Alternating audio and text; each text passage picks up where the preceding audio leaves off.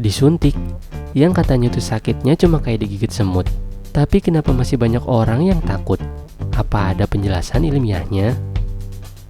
Mari kita bahas dalam video singkat ini.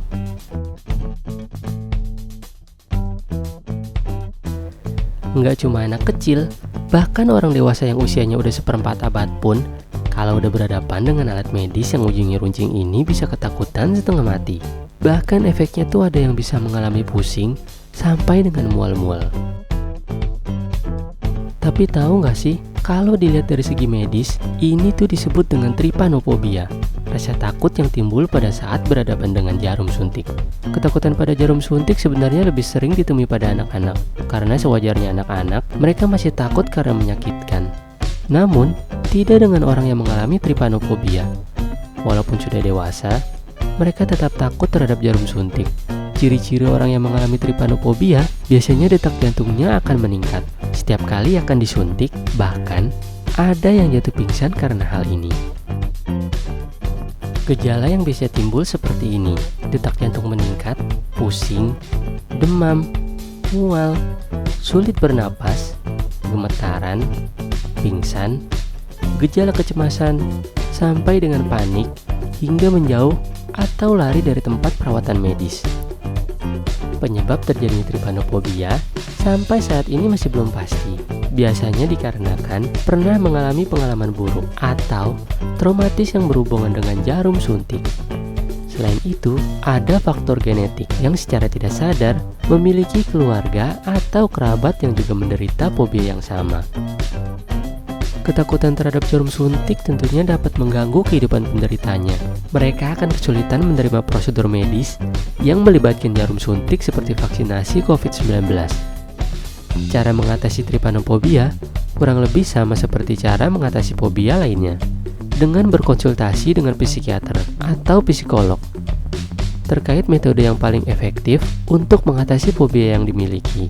Intinya, coba beranikan diri kalian dan jangan takut untuk berkonsultasi dengan orang yang ahli di bidangnya.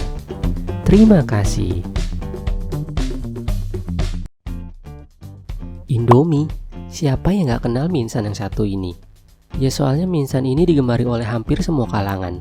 Bukan cuma di Indonesia, Indomie juga dinikmati oleh masyarakat di negara lain, seperti Korea Selatan, Nigeria, Malaysia, dan beberapa negara yang lainnya. Lalu bagaimana mie instan produksi Indonesia ini bisa mendunia? Mari kita cari tahu sejarahnya.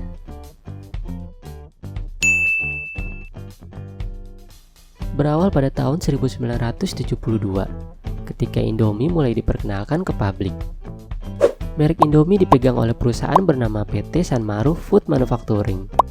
Indomie yang artinya Indonesia Mie, merupakan produk mie instan kedua yang muncul di Indonesia. Produk awalnya hanya rasa kaldu ayam dan udang. Selang 10 tahun setelah munculnya Indomie rebus, muncullah varian mie yang favorit di masyarakat Indonesia, yaitu mie goreng. Pertama kali diproduksi pada tahun 1982. Kalau dihitung, udah 39 tahun mie ini lahir dan singgah di perut orang Indonesia. Terutama anak kos, karena rasanya enak dan harganya terjangkau. Pas buat tanggal tua. Eits, tunggu dulu. Mungkin banyak yang anggap Indomie goreng itu cuma picisan. Tapi, akhir-akhir ini muncul sebuah berita kalau Indomie goreng ini menjadi salah satu merek mie terbaik di dunia, versi New York Magazine. Kebayang nggak tuh? Mie yang dianggap sepele ternyata disukain sama bule-bule di luar sana. Rasa dari mie goreng juga disejajarkan sama beberapa mie yang mendapat peringkat terbaik di dunia, seperti Sapporo Ichiban Toyo Chicken, Mama Instant Noodle Shrimp Creamy Tom Yum, Nongshim Chapageti Kaijang. Tapi tentunya beda dengan Indomie. Mie yang juga dikatakan enak itu sulit ditemukan di Indonesia, apalagi di warung kopi. Buat kalian udah pernah keluar negeri pastinya sering nemuin Indomie di supermarket di luar sana. Indomie juga nggak menjadi sekedar makanan aja, melainkan juga menjelma menjadi ikon budaya populer. Khususnya di Indonesia, mie yang identik dengan makanan anak kos sekarang udah menjadi populer di dunia. Ini terbukti dari banyaknya konten kreator di luar negeri yang review mie instan ini. Enggak hanya itu, bukti bahwa Indomie itu udah menjadi bagian dari ikon Indonesia, banyak brand di luar food and beverage kolaborasi sama perusahaan makanan ini. Ya kayak Godsdep, yaitu salah satu brand fashion ternama, udah ngeluarin baju dengan tema Indomie. Dan juga desainer custom sepatu, yaitu Jonas Gustana, yang mengcustom sepatu Air Jordan dengan tema Indomie. Gak kebayang betapa kreatifnya mereka ini. Jadi kurang lebih kayak gitu awalnya si mie instan itu muncul sampai dengan sekarang. Dan terima kasih. Kamu tentunya pasti tahu dua minimarket ini, Indomart dan Alfamart. Bisa dibilang persaingan kedua minimarket tersebut sangat ketat. Soalnya, di mana ada Indomart, pasti di sekitarnya ada Alfamart. Begitu juga dengan sebaliknya. Tapi, mengapa kedua minimarket ini selalu membuka cabang yang berdekatan? Ternyata, ada beberapa fakta yang menarik tentang kedekatan lokasi dua minimarket ini. Mau tahu faktanya? Mari kita simak dalam video singkat ini.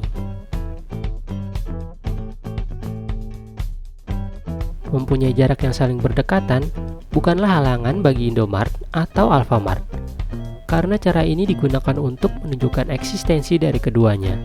Hal ini bertujuan untuk memenangkan hati para konsumen. Jadi seperti ini, jika di suatu perumahan hanya terdapat satu gerai minimarket, maka secara otomatis semua orang yang tinggal di dalam perumahan tersebut pastinya akan membeli keperluan apapun di minimarket tersebut. Yang sudah pasti minimarket tersebut akan mendapatkan banyak keuntungan. Maka tidak heran jika nantinya muncul minimarket berikutnya yang jaraknya tidak jauh dari minimarket yang sebelumnya, di mana orang yang tinggal dalam perumahan tersebut nantinya akan berbelanja ke kedua minimarket yang ada.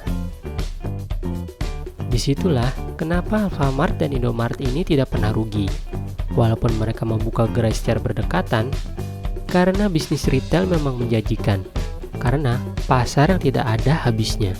Kebutuhan masyarakat akan makanan, minuman, dan sebagainya memang tidak akan pernah mengalami penyusutan.